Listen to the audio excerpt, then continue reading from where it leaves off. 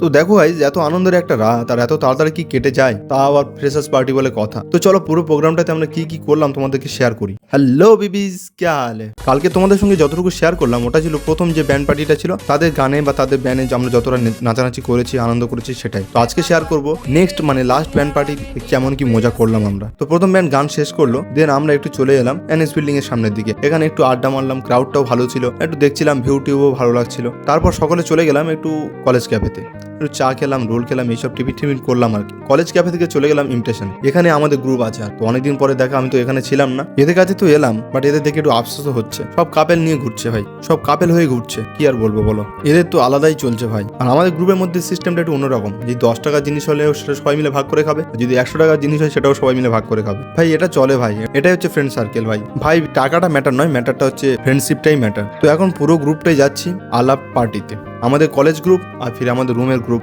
সকলে একসঙ্গে থাকছি।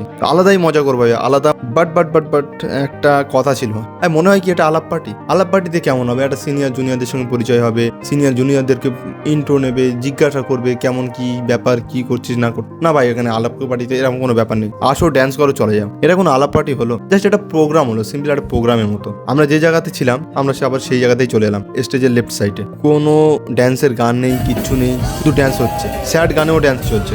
আর এপারে লেফট সাইডে আমরা ছাড়া আর কেউ মজাই করছে না, আমাদের গ্রুপটাই আছে।